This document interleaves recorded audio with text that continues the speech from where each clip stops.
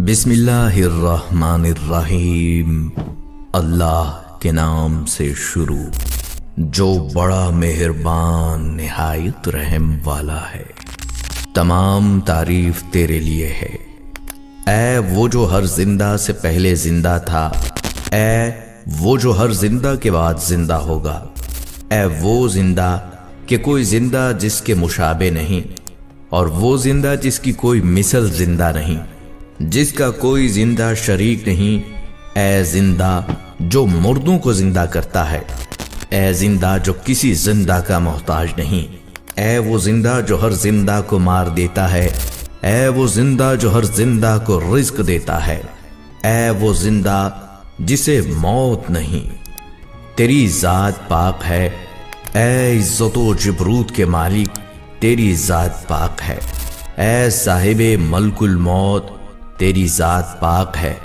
जो मखलूक पर मौत लिखता है और खुद नहीं मरता, तेरी जात पाक है जिसने यूनुस अलैहिस्सलाम को मछली के पेट में इल्हाम किया और तूने चींटी को अपनी कुदरत के साथ लश्कर से बचा लिया। तेरी जात पाक है, तू जिंदा है जिसे मौत नहीं। मैं गवाही देता हूं कि अल्लाह के सिवा कोई माबूद नहीं। ख़वातीनो हजरात जब हारून रशीद बहलोल के पास बैठे तो उससे कहा, मुझे कुछ नसीहत करो। उन्होंने कहा, मैं किस चीज की नसीहत करूं? ये उनके महल हैं, ये उनकी कब्रें हैं। ऐ अमीरुल मोमिनीन, तेरा क्या हाल होगा जब तू अल्लाह के सामने खड़ा होगा? वो तुझसे मुख्तलिफ किस्म की खजूरों के बारे में सवाल करेगा जबकि तू भूखा प्यासा और नंगा होगा, और अहले मुवक्कफ तुझ पर हंस खड़े होंगे। इबरत ने उसको जकड़ लिया और उसने उसे सिला रहमी का हुक्म दिया और कहा, जिनसे तूने माल ले लिया है उनको लौटा दे, इससे कबल के कोई चीज लौटाने के लिए ना हो। हिर्स को छोड़ दे दुनिया पर और तू माल जमा ना कर, क्योंकि तू नहीं जानता तू किसके लिए जमा कर रहा है। बेशक रिज्क तकसीम शुदा है और सो जन नफा नहीं देता। हर वो जो हरीस है फकीर है, और वो जो कनात करता है वो गनी है। रिवायत में है कि मलकुल मौत का नाम इज़राइल है और मलकुल मौत के लिए जमीन एक थाल की मानत बना दी गई है। वो इसमें जहां से चाहे पकड़ सकता है। उसके लिए कुछ मददगार हैं जो नफूस को पकड़ते हैं, फिर उनमें से उन्हें कब्ज कर लेते हैं। हजरत इब्ने अब्बास रजी अल्लाह तआला अन्हु फरमाते हैं, मलकुल मौत के पास एक मखसूस किस्म की बर्शी है जिसका एक हिस्सा मशरिक में है और एक हिस्सा मगरिब में, जिससे वो जिंदगी की रग काट देता है। हजरत माज रजी अल्लाह तआला अन्हु से रिवायत है, फरमाते हैं कि मलकुल मौत के पास एक बर्ची है जो कि मशरिक और मगरिब के दरमियान फैली हुई है। जब दुनिया में किसी बंदे की जिंदगी खत्म हो जाती है तो वो उस बर्ची को उसके सर पर मारता है और कहता है, अब मौत का लश्कर तेरे साथ बढ़ा दिया गया है। मलकुल मौत की ये कुव्वत जो अल्लाह ताला ने उसे अता की है, कोई ताज्जुब की बात नहीं। कुछ फरिश्ते और भी हैं जिनको इसकी मिसल या इससे ज्यादा भी ताकत अता की गई। रसूलुल्लाह सल्लल्लाहु अलैहि वसल्लम का फरमाने आलिशान है, अल्लाह ताला का एक फरिश्ता अगर उसे कहा जाए कि सातों आसमान और जमीन को एक लुकमा में चबा डालो तो वो कर गुजरे। हजरत जाबिर रजी अल्लाह तआला अन्हु से रिवायत है, फरमाते हैं, नबी सल्लल्लाहु अलैहि वसल्लम ने फरमाया, मुझे इस बात की इजाजत अता फरमाई गई कि मैं अर्श उठाने वाले फरिश्तों में से एक फरिश्ते के बारे में बयान करूं। उसकी दोनों टांगे सबसे निचली जमीन में हैं और उसके सींग पर अर्श है और उसके दोनों कानों की लुओं और गर्दन के दरमियान परिंदे की फड़फड़ाहट 7 साल है, और उस फरिश्ते को देक अलैहिस्सलाम के नाम से जाना जाता है। अल्लाह ताला ने मलकुल मौत के जिम्मे रूह कब्ज करने की जिम्मेदारी लगाई। इरशाद बारी ताला है, फरमाइए, जान कब्ज कर लेगा तुम्हारी मौत का फरिश्ता जो तुम पर मुकर्रर कर दिया गया है, फिर तुम अपने रब की तरफ लौटाए जाओगे। सय्यिदना आदम अलैहिस्सलाम वो नबी मुकर्रम हैं जिनसे अल्लाह ताला ने गुफ्तगू फरमाई, अपने दस्ते मुबारक से उनको तख्लीक फरमाया और अपने मलाइका को हुक्म फरमाया कि वो आदम अलैहिस्सलाम को सजदा करें, और आप में अपनी रूह फूंकी और आपको तमाम इंसानों का बाप बनाया। हजरत आदम अलैहिस्सलाम मलकुल मौत के बारे में जानते रहे, यहाँ तक कि आप अलैहिस्सलाम ने अल्लाह ताला से अर्ज की کہ وہ انہیں ملکل موت کی زیارت کروائیں۔ حضرت اقرمہ رضی اللہ تعالیٰ عنہ سے روایت ہے کہ میں نے حضرت شیس علیہ السلام کے بعد صحیفوں میں پڑھا کہ حضرت آدم علیہ السلام نے عرض کیا، اے میرے رب مجھے ملک الموت دکھا دیجئے۔ اللہ تعالیٰ نے آپ کی طرف وحی فرمائی کہ ملک الموت کی ایسی صفات ہیں کہ تم ان کی طرف نہیں دیکھ سکتے، البتہ اسے میں تمہارے پاس اس صورت میں بھیجوں گا جس میں وہ برگزیدہ انبیاء کے پاس آتا ہے۔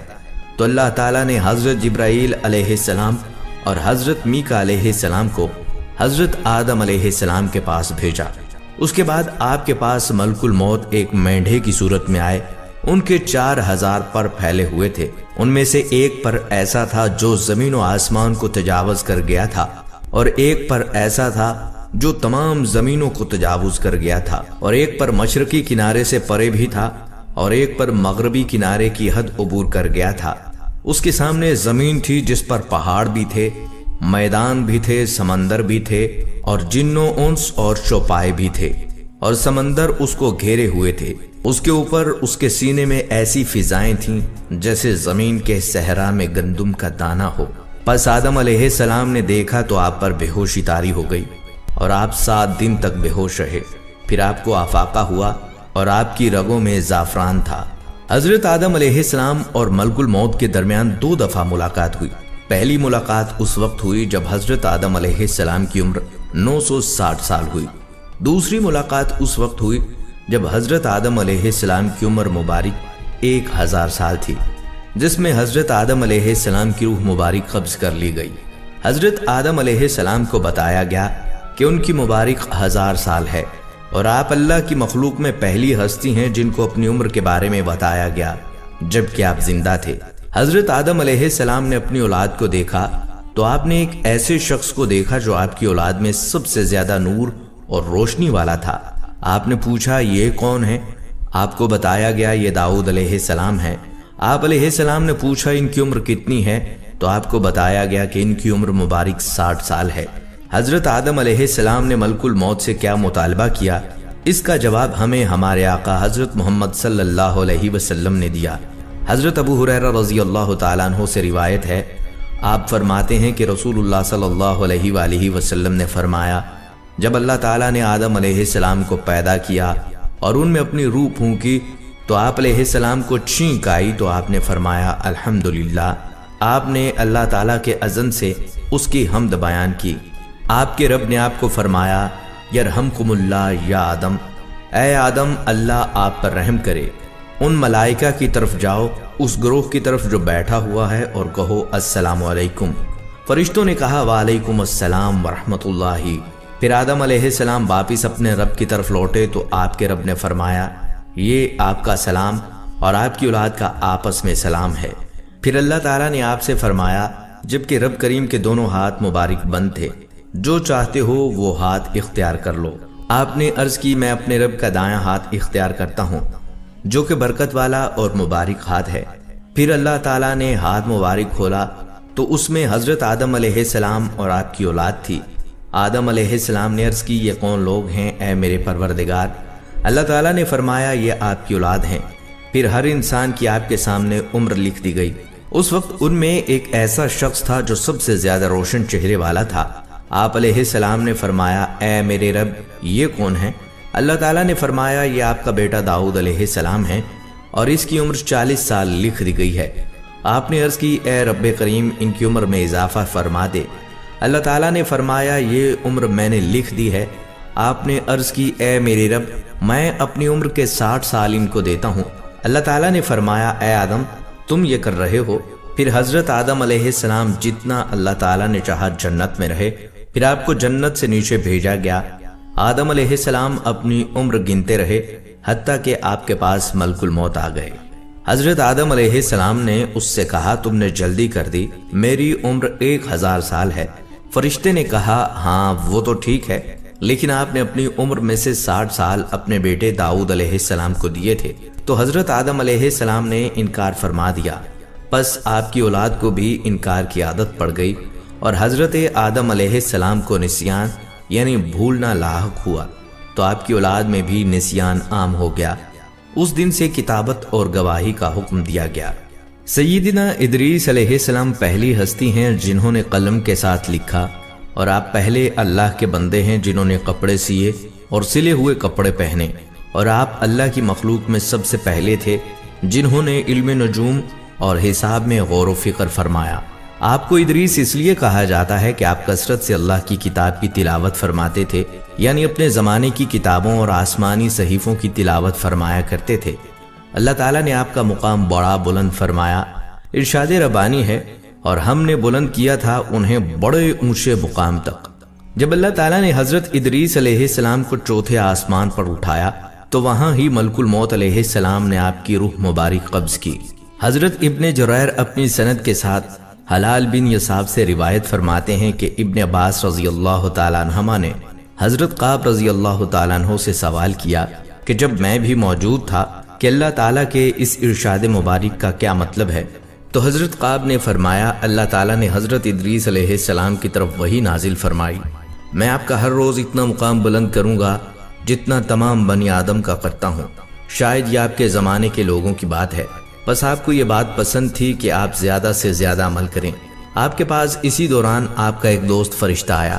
آپ نے اس سے کہا کہ اللہ تعالیٰ نے میری طرف یہ وحی فرمائی ہے، تم ملک الموت سے بات کرو کہ وہ میری موت مؤخر کر دے تاکہ میں زیادہ سے زیادہ عمل کر سکوں۔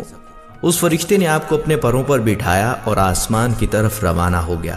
جب چوتھے آسمان پر پہنچے تو وہاں پر ان سے ملک الموت کی ملاقات ہو گئی۔ جبکہ وہ نیچے آ رہے تھے، فرشتے نے ملک الموت سے وہی گفتگو کی جو حضرت ادریس علیہ السلام نے اس کو کہا تھا۔ ملک الموت علیہ السلام نے فرمایا ادریس کہاں ہیں؟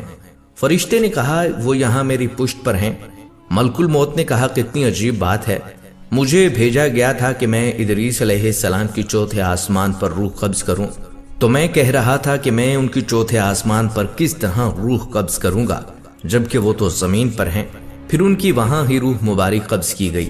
خواتین و حضرت ادریس علیہ السلام کا ہر روز عبادت میں اتنا مقام بلند ہوتا جتنا ان کے زمانے کے تمام اہل زمین کا ہوتا، یعنی کہ وہ تمام روئے زمین کے لوگوں جتنی عبادت کرتے۔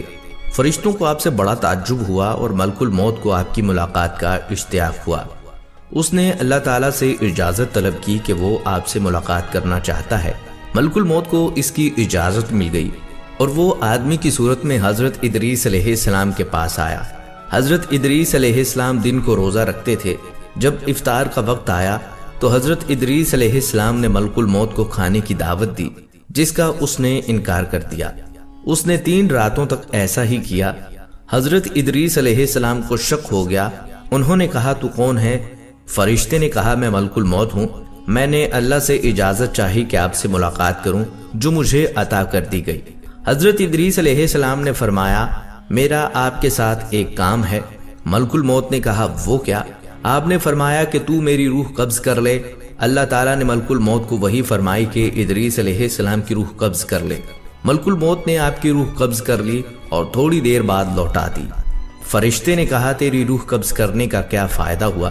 آپ نے فرمایا تاکہ میں موت کا مزہ چکھ لوں اور اس کے لیے اپنی تیاری اور سخت کر دوں۔ پھر تھوڑی دیر بعد حضرت ادریس علیہ السلام نے ملک الموت سے فرمایا میرا تمہارے ساتھ ایک اور کام بھی ہے۔ ملک الموت نے کہا وہ کیا؟ آپ نے فرمایا کہ تو مجھے آسمان پر لے جا تاکہ میں جنت اور دوزخ دیکھ سکوں۔ اللہ تعالیٰ نے ملک الموت کو اجازت عطا فرما دی کہ وہ آپ کو آسمانوں پر لے جائے۔ جب حضرت ادریس علیہ السلام نے دوزخ کو دیکھا تو آپ پر بے ہوشی طاری ہو گئی۔ جب افاقہ ہوا تو آپ نے فرمایا مجھے جنت دکھاؤ۔ ملک الموت نے آپ کو جنت میں داخل کر دیا۔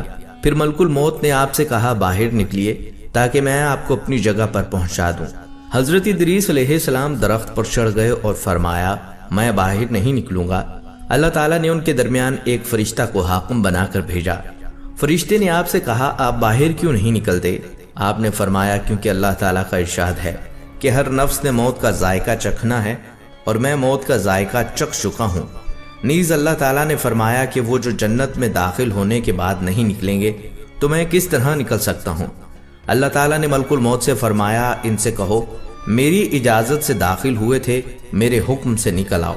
کرتبی فرماتے ہیں کہ ممکن ہے اللہ تعالیٰ نے یہ ادریس علیہ السلام کو پہلے سے سکھا دیا ہو، پھر اس کو قرآن میں نازل کیا ہو اور حضرت ادریس علیہ السلام کی زبان پر قرآن کے موافق کلمات جاری ہو گئے۔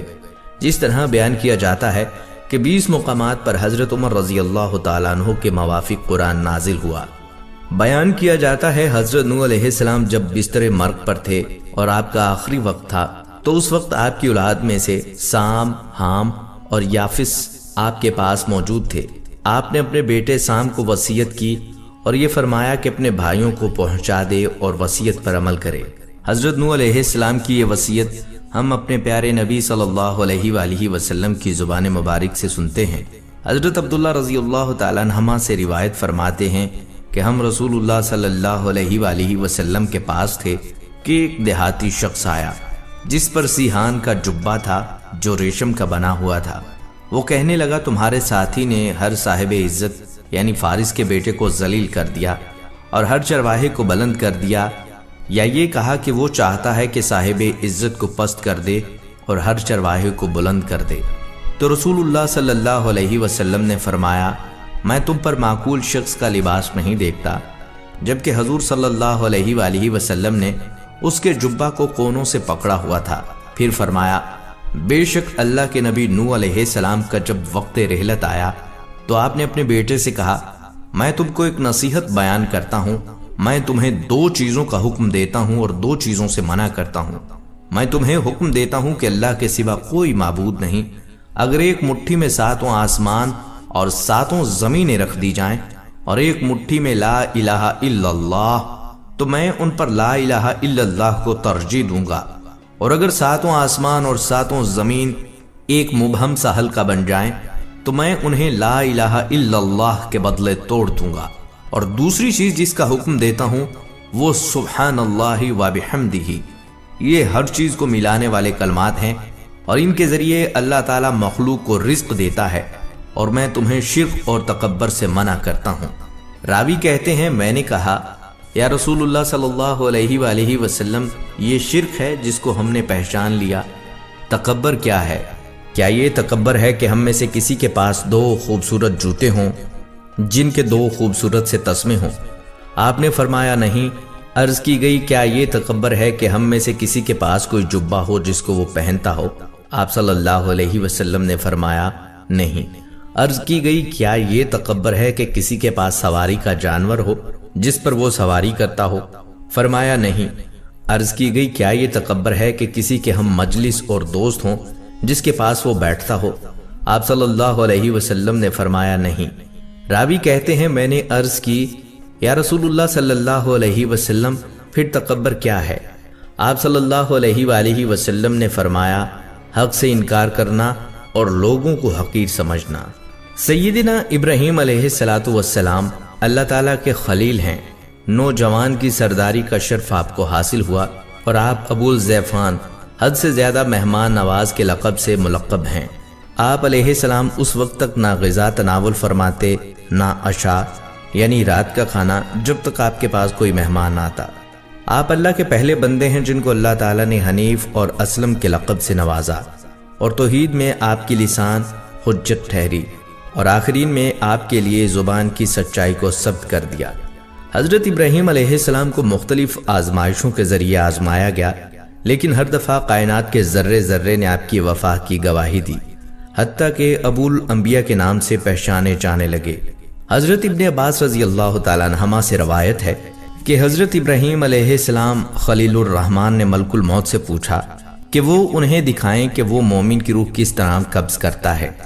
ملک الموت نے عرض کی کہ اپنا چہرہ مبارک مجھ سے دوسری طرف فرما لیں۔ آپ نے اپنا چہرہ مبارک دوسری طرف کر لیا۔ پھر جب حضرت ابراہیم علیہ السلام نے ملک الموت کی طرف دیکھا تو آپ نے ملک الموت کو ایک حسین و جمیل جوان کی صورت میں دیکھا، بہت ہی خوبصورت لباس میں ملبوس، پاکیزہ خوشبو سے معطر اور خندہ پیشانی چہرے سے عیاں ہیں۔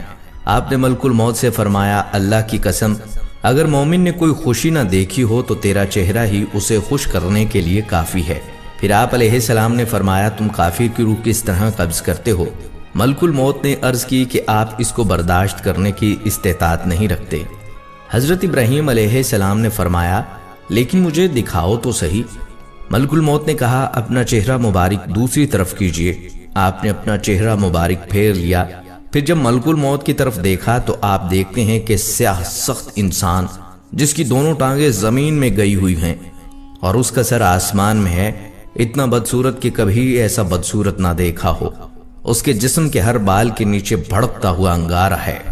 حضرت ابراہیم علیہ السلام نے فرمایا، اللہ کی قسم اگر کافر تجھے ایک نظر دیکھ لے تو اس کی جان لینے کے لیے ایک یہی چیز کافی ہے۔